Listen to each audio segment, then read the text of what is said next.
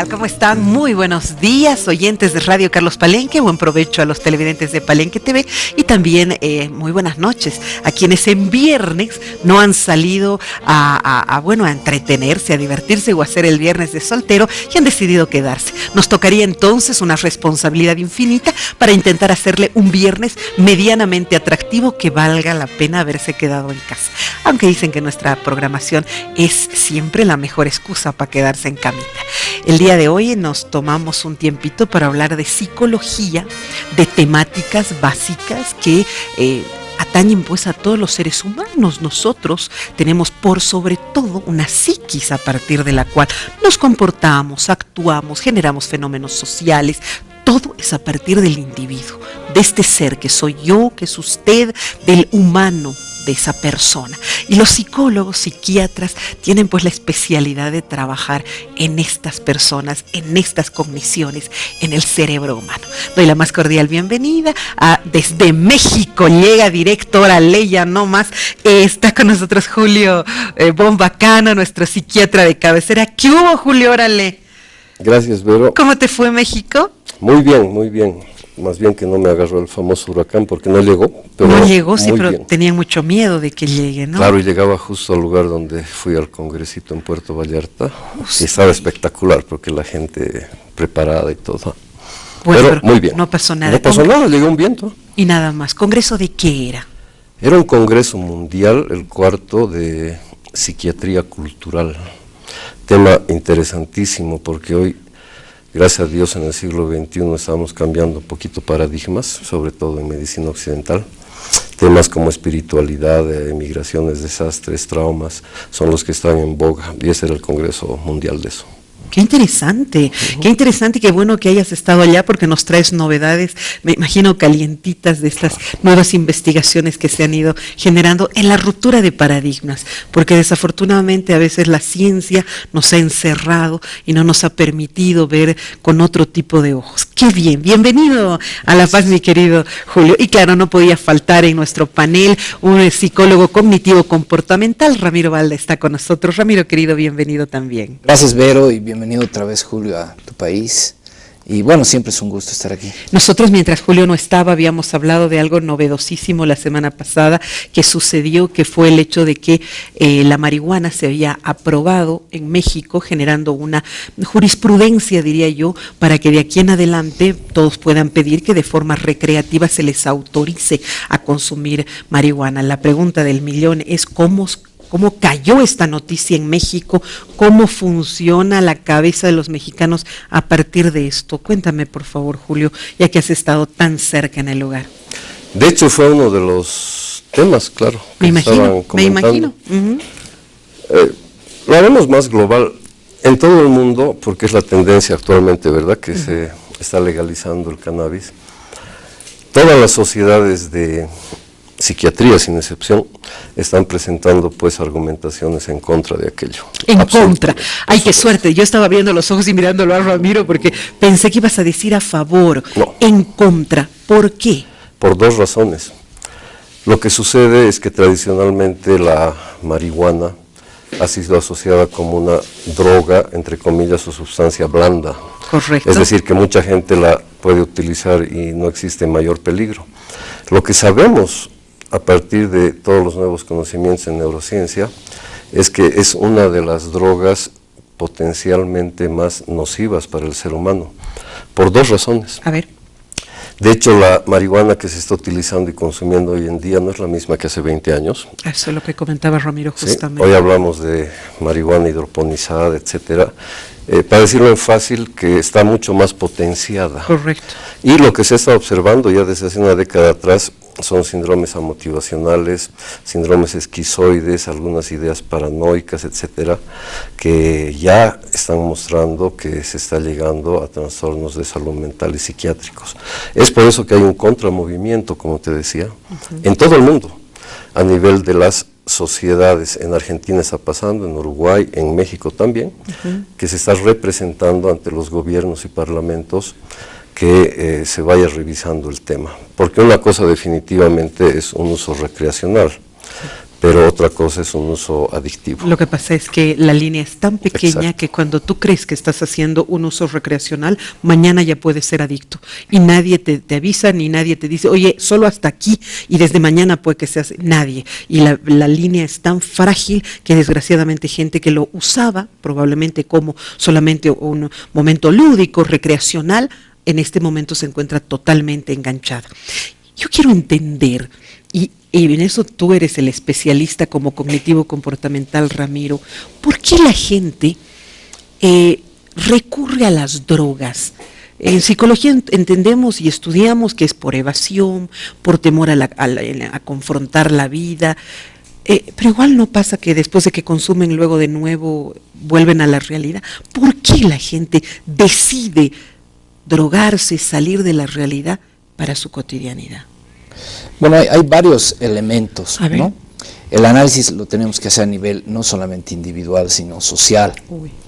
En el desarrollo de la persona a lo largo de su niñez y adolescencia, etcétera, existe la configuración en esta persona de ciertos elementos llamados factores de riesgo y de protección. Ya. Porque si analizamos, la droga está a la venta, ¿sí? Y la marihuana más que todo es de fácil acceso. Pero ¿cuál es la diferencia entre una persona que decide consumir y una que no decide consumir? Exactamente. Y nos vamos a enfocar un poco en la adolescencia, porque es la etapa más crítica en la que una persona puede consumir o puede iniciar un consumo recreativo, etcétera, de alguna droga. En la adolescencia hay una configuración inicial de todo lo que va a ser la vida del adulto. Ya. ¿Sí?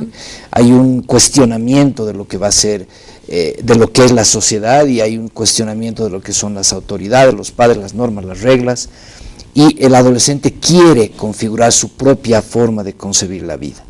Y es en esa configuración en la que algunos, si unimos, por ejemplo, algunos elementos de violencia en la familia, algunos elementos de descuido a nivel de madre o padre del adolescente, algunos elementos acumulados de no normas, no reglas, Falta de límites. falta de límites, etcétera, todo eso va a predisponer a que el adolescente decida consumir. ¿Y por qué generalmente deciden consumir? Por aceptación de su grupo de Correcto. pares, ¿no? Entonces quiero sentirme aceptado por mis compañeros, quiero sentirme aceptado por mi pareja, quiero generar cierto nivel de liderazgo en mi grupo, etcétera, y tomo la decisión de consumir. ¿Por qué? Básicamente porque hay una disminución, un autoconcepto difuso, es decir, la persona tiene, como hablamos, una autoestima disminuida. En general en la adolescencia Los sucede conceptos eso, que ¿no? tienen sobre sí mismos son conceptos de minusvalía. La autoimagen que tienen y que presentan ellos no es satisfactoria para sí mismos, por lo tanto no se sienten contentos con su cuerpo. La proyección que tienen al futuro no es muy clara. El soporte afectivo que tienen de sus padres, de su familia, es mínimo o es ausente.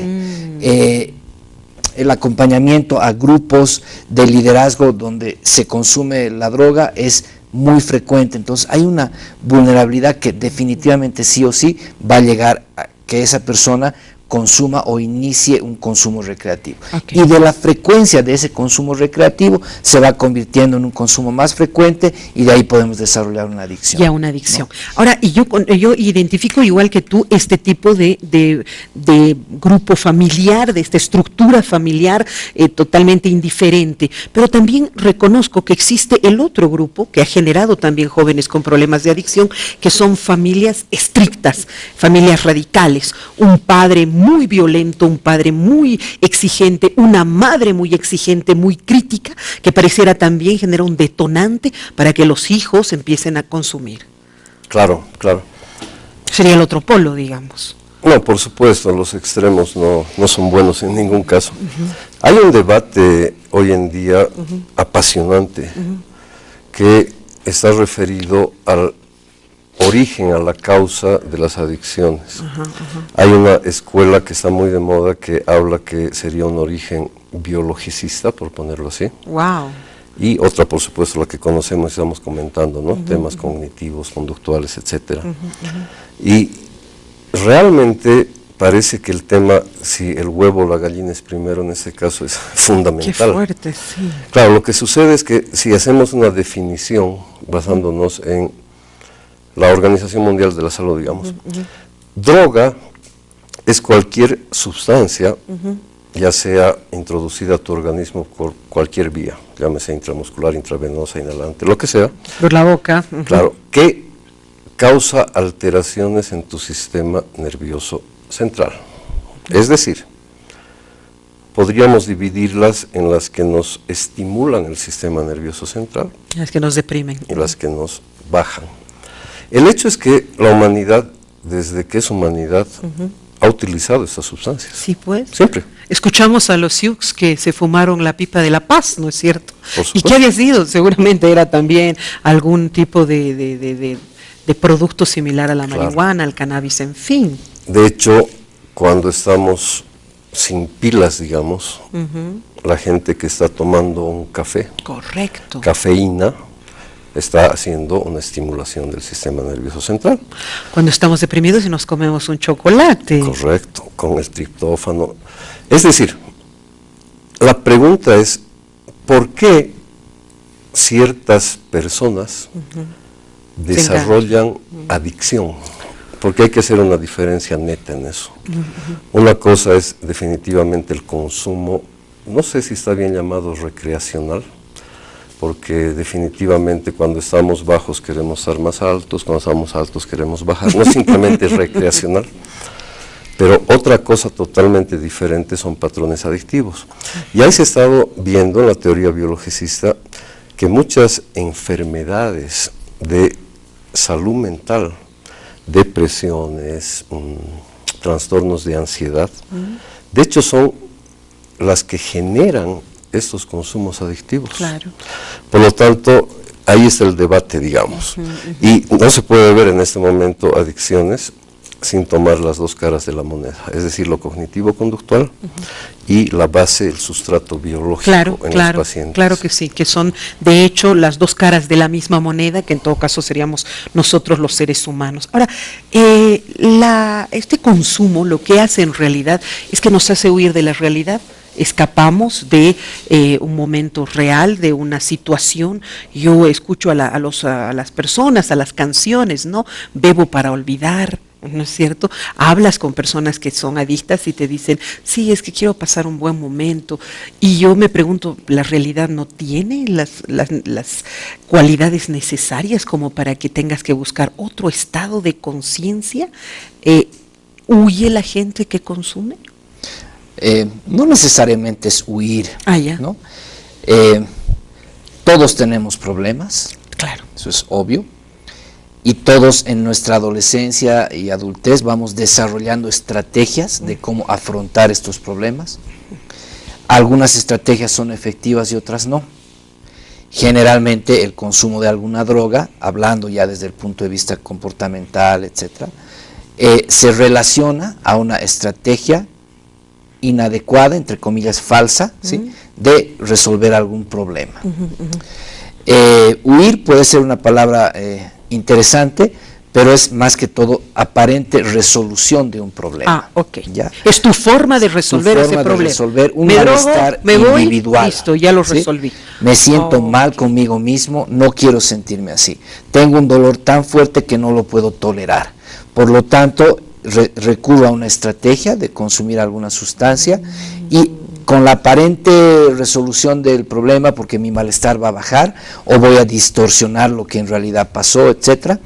Pero es enfocar además tu atención a otra cosa. Exacto. Al día siguiente están con un chaki que no pueden con él, entonces ya no están preocupados en el asunto. Claro, sino... y el que usó una droga para subir, con el chaki está muy abajo y se deprime, y al revés, me etcétera. imagino. Y además que hay todo lo que es el síndrome de abstinencia, el dolor corporal, el malestar físico, etcétera, por ausencia de la sustancia. Entonces, para curarme otra vez del chaki o de la resaca de cualquier droga, entonces vuelvo a consumir y es un ciclo no virtuoso, sino vicioso, que nos lleva, digamos, a consumir más droga cada vez. O sea, me mataste, ¿no?, cuando me dices que es una forma de resolver tus asuntos.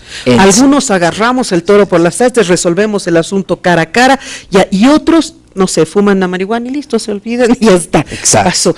Es como lo que dicen los budistas, enfoca tu atención en otra cosa, solo que ellos enfocan su atención Claro, en y es además el consumo. hecho de que una persona que recurre a este tipo de estrategias tiene una baja tolerancia a la frustración, es decir, no tolera el dolor, no tolera la frustración, el abandono, etcétera.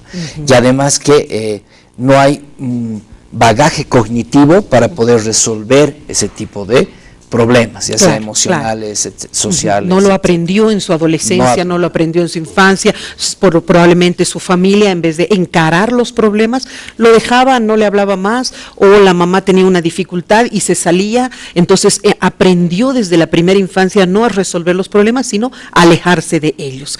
Ahora, te voy a decir una locura, no digna de que me hagas un análisis psiquiátrico, pero me parece que sería pues un poquito hipócrita si lo dejara pasar cuando existe en este momento una teoría muy particular en relación de que los avances que tenemos en nuestra sociedad han sido avances, bueno, pues hemos avanzado en 50 años, lo que no hemos avanzado en 500 años de pronto, y muchos no sé si es lo correcto o no, pero hay teorías que afirman que el hecho de que en los años 70 la gente del hipismo haya empezado a utilizar estos psicotrópicos y estupefacientes, llamemos LSD, ha activado áreas del cerebro que estaban dormidas y al activarlas ha empezado a generar algunas resoluciones, empezó a generar nuevas ideas. Seamos honestos, Freud consumía cocaína y era lucidísimo y tuvo unas explicaciones que nadie podría contradecir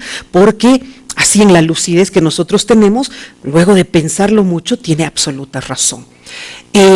Hay maestros que, por ejemplo, el que ha ideado, el que ha descubierto el genoma humano, reconoce haber consumido una serie de estupefacientes y de que en ese estado alucinógeno él veía cómo era el genoma humano y lo imaginaba y luego cuando lo vio y buscó la forma coincidía.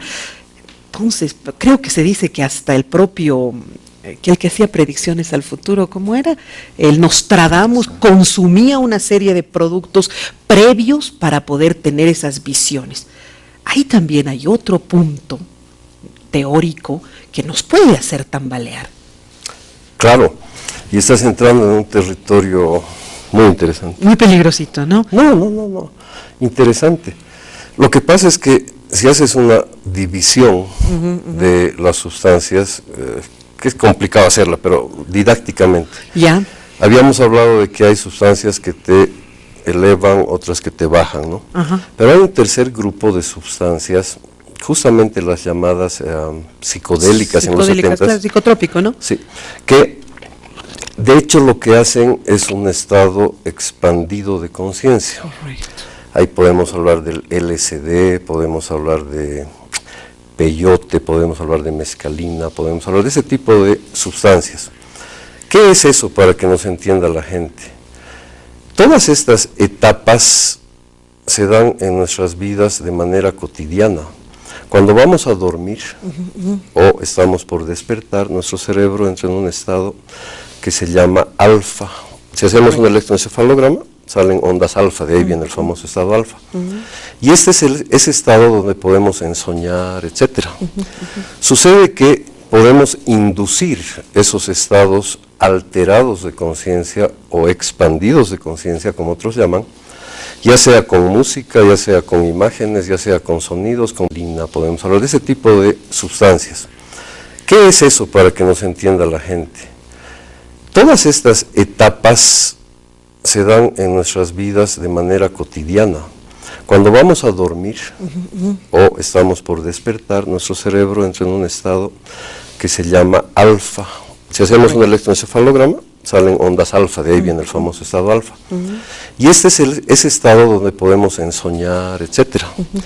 Sucede que podemos inducir esos estados alterados de conciencia o expandidos de conciencia, como otros llaman, ya sea con música, ya sea con imágenes, ya sea con sonidos, con meditación. Oye, y también con hiperventilación. Por supuesto. ¿Cuánta gente que hace esta práctica de la hiperventilación empieza a tener unas alucinaciones y entra en otros estados de conciencia? Correcto.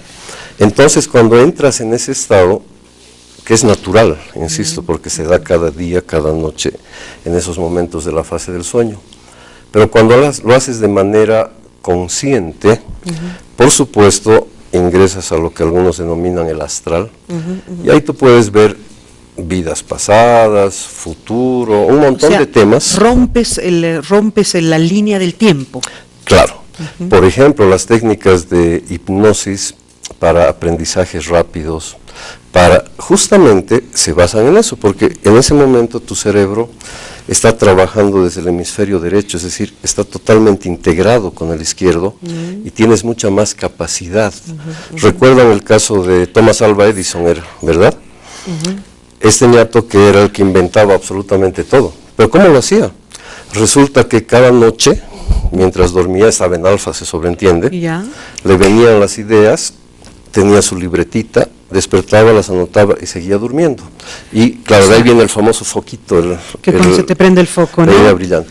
Pero hay que diferenciar este tema del tema de otras sustancias que son para subir y bajar. Por eso te digo, hay categorías. De hecho, este tipo de sustancias que estamos hablando no están penalizadas en ningún país en su consumo. Las que te expanden la conciencia, ninguna está penalizada, incluido nuestro país. Pero las otras sí, porque pueden causar daños potenciales a la salud, que me imagino que es lo que vamos a ir desarrollando poco a poco hoy.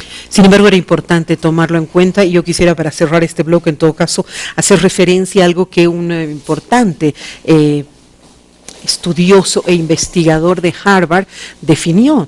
Él reconoció que durante la época del hipismo al que él pertenecía, había consumido LSD y había tenido sensaciones tan fascinantes, decía él, que con el tiempo, en una búsqueda espiritual en la India, llegó a tener las mismas sensaciones, pero a partir de unos métodos de meditación tan profundos y tan elevados que le hacían activar las mismas áreas del cerebro que de forma química las había activado durante su juventud.